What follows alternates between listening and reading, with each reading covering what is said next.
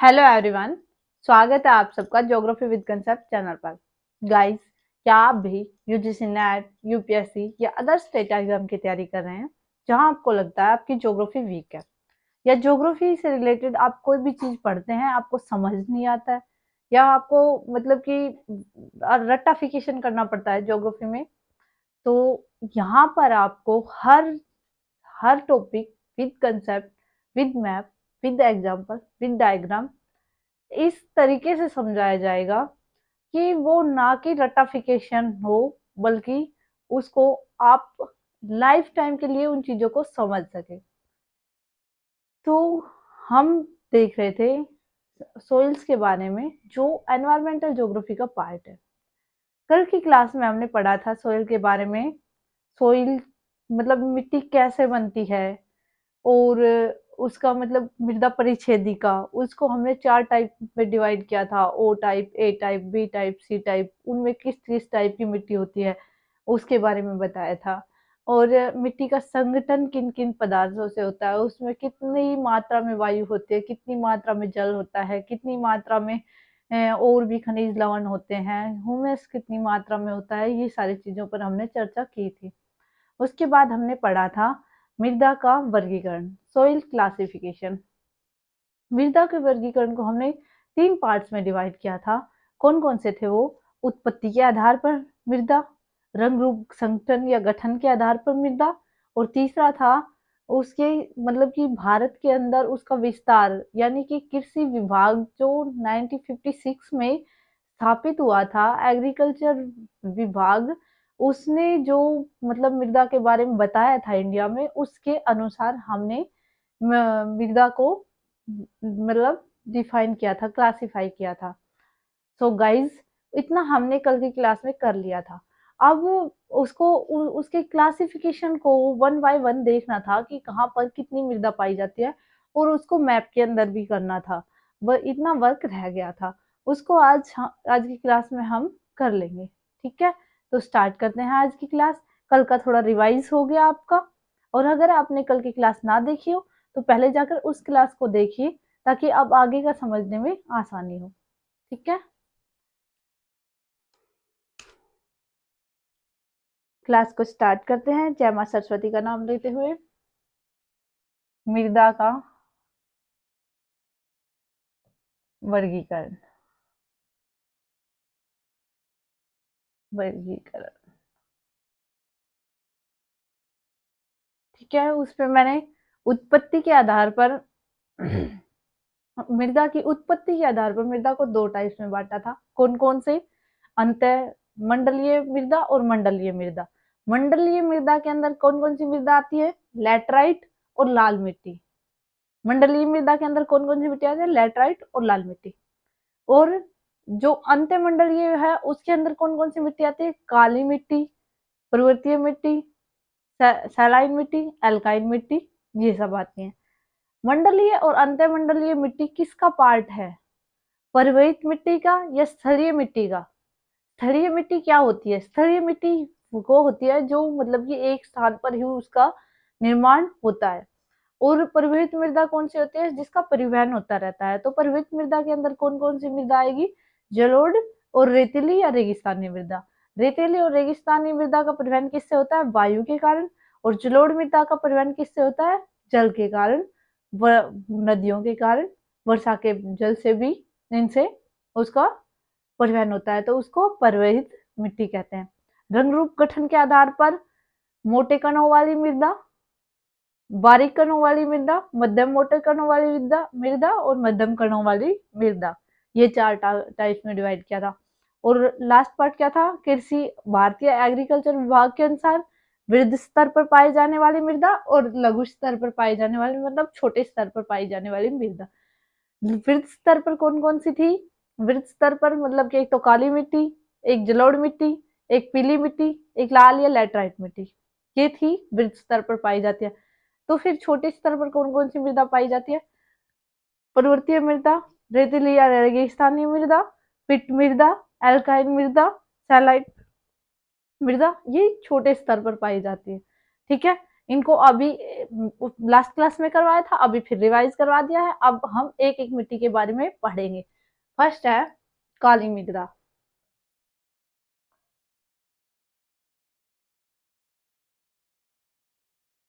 काली मृदा क्या है? ये बारीक कणों वाली मृदा है। सबसे बारीक कण किसके पाए जाते हैं? काली, चीका या रेगूर मिट्टी भी कहते हैं इसको।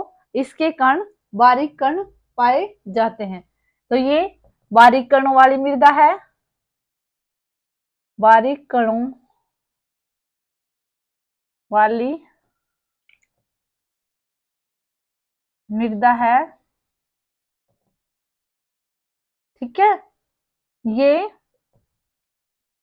इसका निर्माण किससे होता है? आप मतलब कि आपको कई बार पढ़ा होगा, बार-बार कई बार क्या बार-बार मतलब कि जो 10th तक की बुक होती है सोशल सोशल ज्योग्राफी, उसके अंदर मतलब बताया गया है बार-बार कि काली मृदा का निर्माण किससे होता है। काली मृदा का निर्माण ज्वालामुखी की ज्वालामुखी जो धरातल के नीचे मैग्मा होता है, और मैग्मा जब बाहर आता है तो उसको लावा कहते हैं। पहले तो इसमें डिफरेंस समझिए। धरातल के नीचे जो मतलब मैग्मा है, जो भी मतलब कि तरलीय पदार्थ है, क्रस्ट के नीचे जो मेंटल में जो भी तरलीय पदार्थ है, या प्लेट पिघली हुई प्लेट का जो तरलीय पदार्थ है, उसको हम धरातल के नीचे क्या कहेंगे? धरातल के नीचे हम कहेंगे उसको मैग्मा। ठीक है। धरातल से ठीक वो ऊपर आता है, जब वो पृथ्वी के ऊपर आता है तो उसको कहेंगे लावा। ठीक है। और लावा से किस किन चट्टानों का निर्माण होता है? बेसाल्ट चट्टानों का, ग्रेनाइट चट्टानों का, इनका निर्माण होता है लावा से। ठीक है। लावा से कौन सी चट्टानों का निर्माण होता है? बेसाल्ट और ग्रेनाइट। इन दो चट्टानों का निर्माण होता है लावा से। और फिर जब बेसाल्ट और ये बेसाल्ट की चट्टानें अपक्षय और अपर्दन के कारण टूटती फूटती हैं, और इनका मतलब कि अपक्षय होता है, तो उससे बनी जो मृदा होती है वो है काली मृदा। इसको मतलब इसमें लोहांश की मात्रा, लोहांश या फेरस, फेरस भी कह सकते हैं हम, लोहांश की या फेरस की मात्रा अधिकतम होने के कारण इसका रंग काला होता है, और इसके कण बहुत बारीक होते हैं। इसलिए इसको चीका मिट्टी, चिकनी मिट्टी, काली मृदा, रेगूर, एंटीसोल, ये सभी नाम इसी के हैं। ठीक है। इसमें किसकी मात्रा होती है? लोहांश, लोहांश या फेरस की अधिकतम मात्रा पाई जाती है। ठीक है। इनका निर्माण किससे होता है? बेसाल चट्टानों से। बेसाल चट्टानों या ज्वालामुखी लावा के ठंडा होने के बाद जो चट्टानें होती हैं, उनसे इसका निर्माण होता है। इसको और क्या कहते हैं? चीका मिट्टी, चिकनी मिट्टी और रेगूर भी कहते हैं।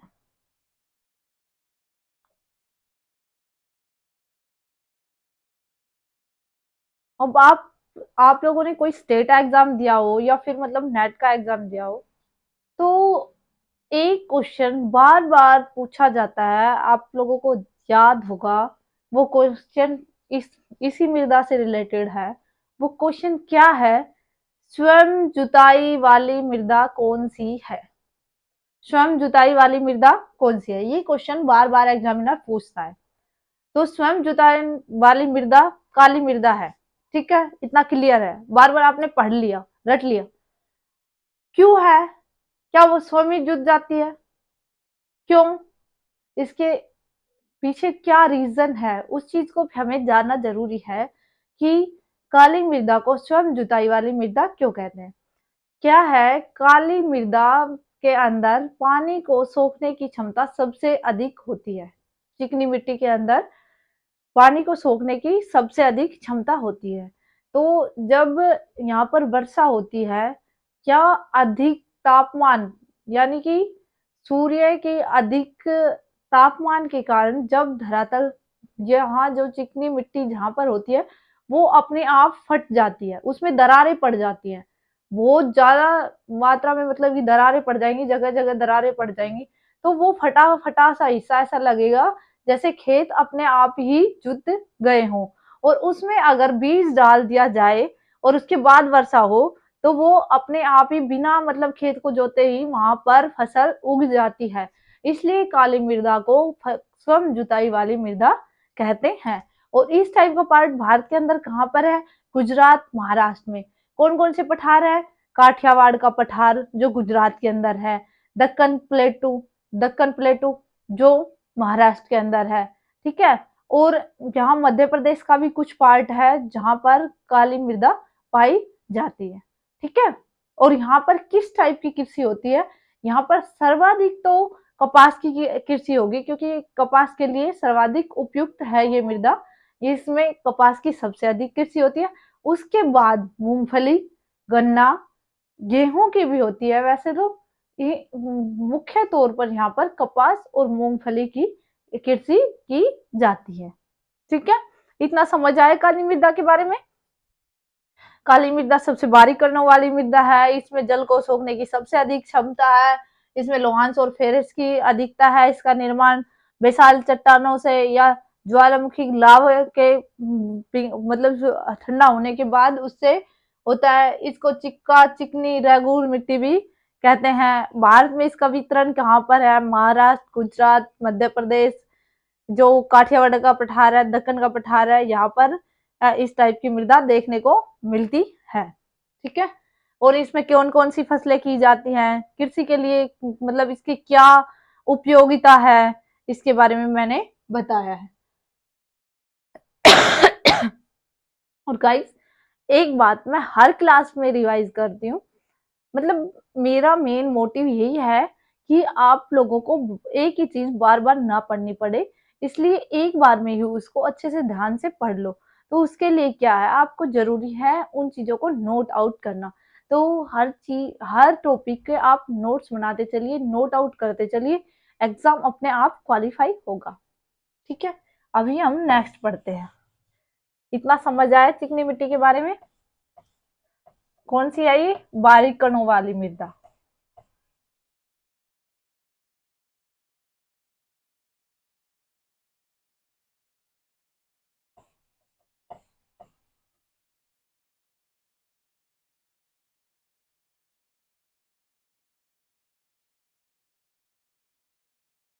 अब हम बात करते हैं जलोढ़ मृदा के बारे में।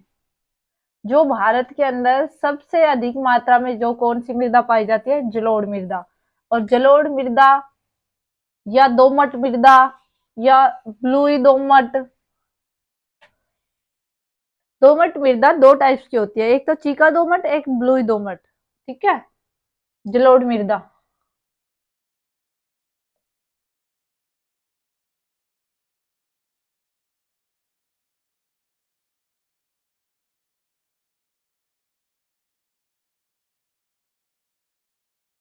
जलोढ़ मृदा दो वर्ड से बना है, जल प्लस ओढ़। इसका निर्माण जल के अंदर होता है, जैसे नदियां पर्वतों से मतलब अपर्दन करके जब लेके आ रही होती हैं बहुत बड़ी मात्रा में अवसाद को, तो उससे जलोढ़ मृदा का निर्माण होता है। इसके अंदर, मतलब जलोढ़ मृदा के अंदर ये सबसे ज्यादा उपजाऊ मृदा है। कौन सी जलोढ़ मृदा सबसे अधिक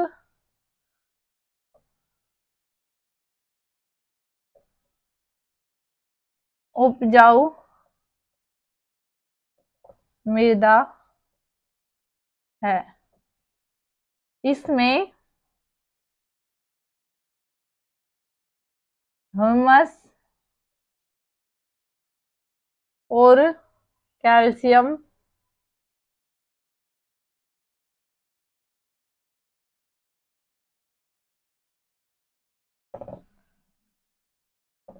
में अन्य जैविक पदार्थों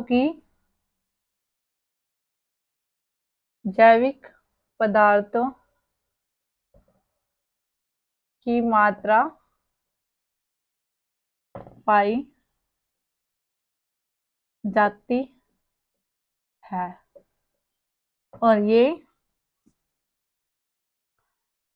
ये सबसे अधिक उपजाऊ है। इसमें ह्यूमस, कैल्शियम और अन्य जैविक पदार्थों की मात्रा पाई जाती है। इसको क्या क्या नाम है इसके अन्य नाम? अन्य नाम खादर, काप, बलुई दोमट,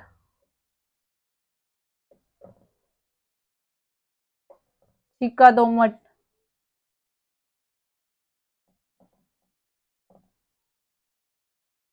ये इसके अन्य नाम है।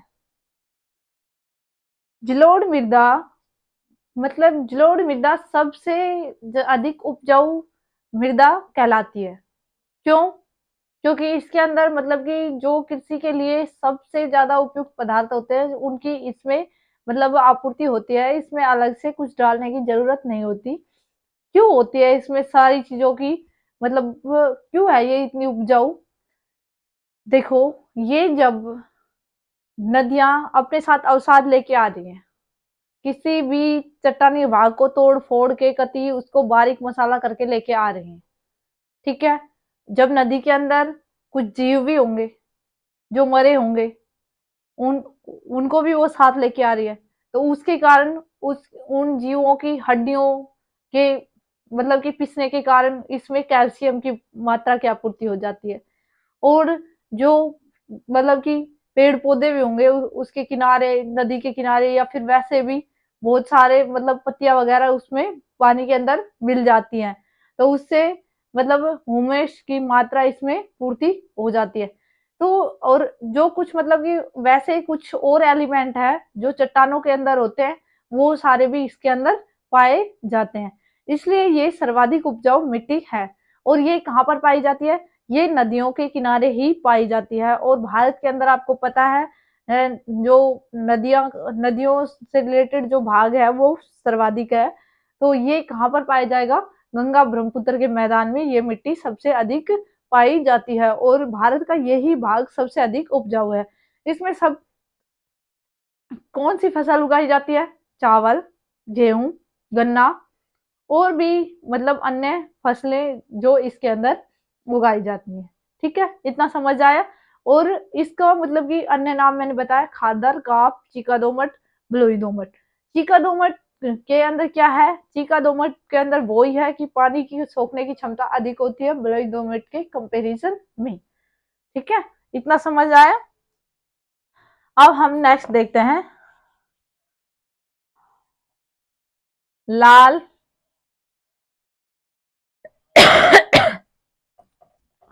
या लेटराइट मृदा।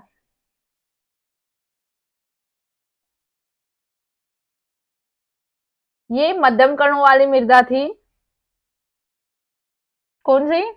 जलोढ़ मृदा। जलोढ़ मृदा के कण कैसे होते हैं? मध्यम कण, ना ज्यादा मोटे ना ज्यादा बारीक।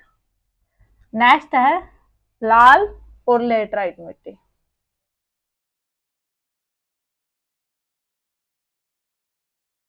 लाल व लेटराइट मिट्टी। लाल व लेटराइट मिट्टी। ये इसके कण कैसे होते हैं? इसके कण मध्यम मोटे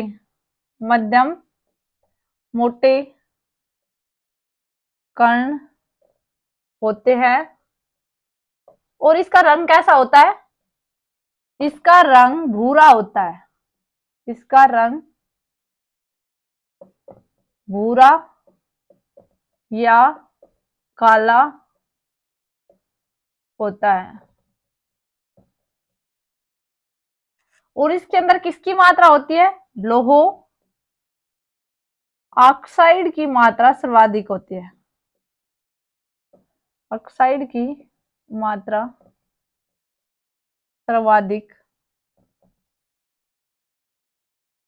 होती है। तो फिर इसको लाल मिट्टी क्यों कहते हैं? मैंने तो इसका रंग भूरा काला बताया है, इसको लाल मिट्टी क्यों कहते हैं? जब इस मिट्टी पर मतलब ये इस टाइप की धरातल पर जब वर्षा होती है, तो जो लोहा ऑक्साइड के कण है जो मृदा के अंदर है, वो ऑक्सीजन के मिलने के कारण मतलब वो ऊपर आ जाते हैं और उसके कारण इसका रंग कैसा हो जाता है? लाल रंग हो जाता है वर्षा के कारण।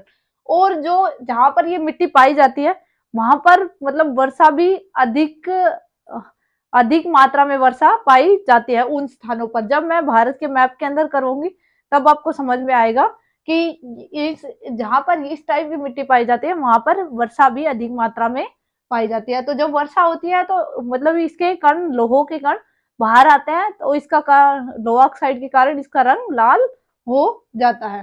ठीक है, इतना समझ आए? इसके अंदर किस कौन कौन सी फसलें होती हैं? इसके अंदर कौन कौन सी फसलें होती हैं? देखिए यहाँ पर इसके अंदर चाय, कहवा, जूट, मसाले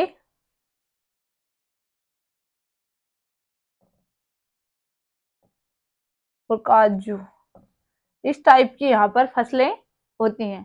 तो ये मतलब कि कहाँ पर पाई जाएगी? कुछ तो मतलब भारत के वेस्टर्न साउथ वेस्टर्न पार्ट में और कुछ भारत के ईस्टर्न पार्ट में इस टाइप की मृदा पाई जाती है।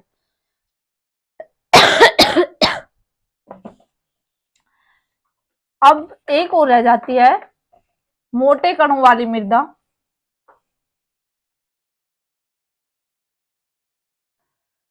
मोटे कणों वाली मृदा कौन सी है?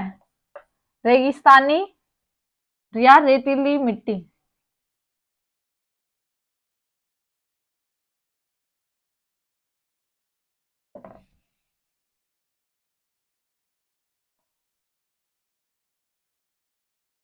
रेतीली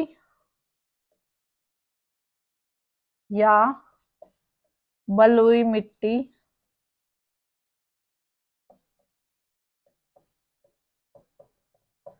इसके कण मोटे, सर्वाधिक मोटे कण इसी के होते हैं। मोटे कण होते हैं और वायु अपर्दन के कारण, वायु अपर्दन के कारण यह एक स्थान से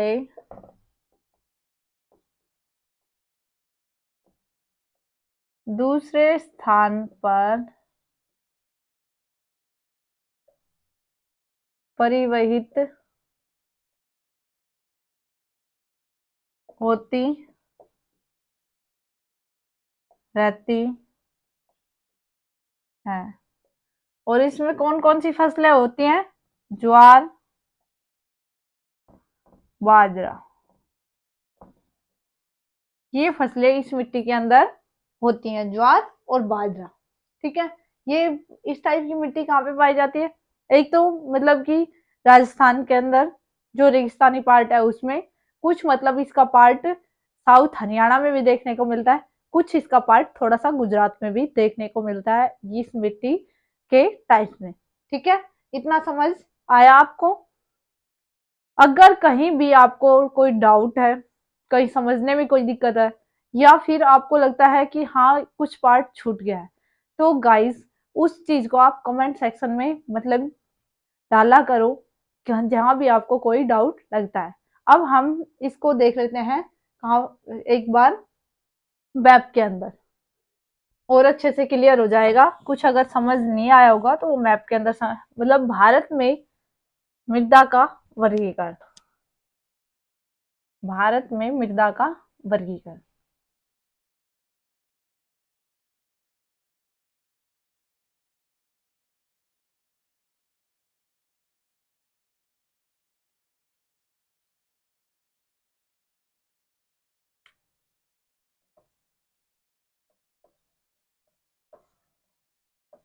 भारत में मृदा का वर्गीकरण देखिए यहाँ पे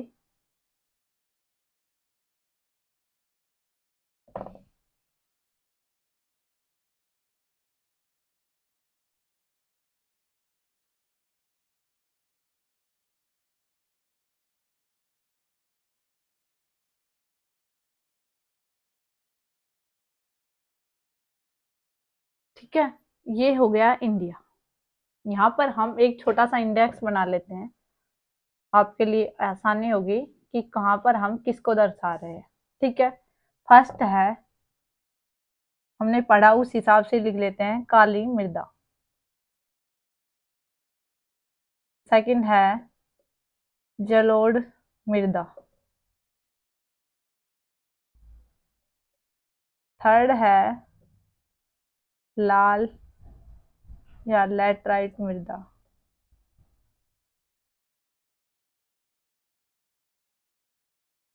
फोर्थ है बलुई या रेतीली मृदा।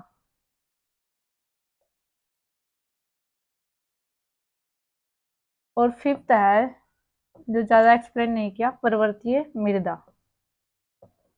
पर्वतों पर जो मृदा पाई जाती है, पर्वतीय टाइप की मृदा, उसको कहेंगे हम पर्वतीय मृदा। तो फर्स्ट देखिए, कहाँ पर पाई जाते हैं? काठियावाड़ का पठार, थोड़ा सा मालवा का पठार और दक्कन का पठार, इस पार्ट में पाई जाती है आपकी कौन सी मृदा? काली मृदा, फर्स्ट पार्ट। ठीक है, सेकंड जलोढ़ मृदा। जो ये भाग हो गया गंगा ब्रह्मपुत्र, ये नदियों का पार्ट, ये कौन सा हो गया आपका? इस टाइप की, ये जो पार्ट हो गया यहाँ पर इतना, ये हो गया जलोढ़ मृदा। ठीक है, ये यहाँ पर और यहाँ पर कौन सी मृदा पाई जाएगी? पर्वतीय मृदा, 5 नंबर पार्ट। ठीक है, और ये यहाँ पर, यहाँ से लेकर और ये पूरा पार्ट यहाँ तक, ये पाई जाएगी लाल या लैटराइट मृदा, 3 नंबर। और बलुई या दोमट मिट्टी, ये बच गया फोर्थ पार्ट। और ये यहाँ भी जलोढ़ मृदा ही पाई जाती है, ये थोड़ा सा पार्ट काली मृदा यहाँ तक पाई जाती है। ठीक है, अब समझ आया? भारत के अंदर इसका डिस्ट्रीब्यूशन अच्छे से देख लो, कहाँ पर कौन सी मृदा पाई जाती है। हो गया क्लियर? आशा करती हूँ गाइस आज की क्लास आपको समझ आई होगी। अगर कहीं डाउट आता है तो कमेंट सेक्शन में डालना। अगर क्लास अच्छी लगे तो क्लास को लाइक करना, चैनल को सब्सक्राइब करना। ठीक है, कहीं डाउट हो तो कमेंट करना। ओके, थैंक यू, मिलते हैं नेक्स्ट क्लास।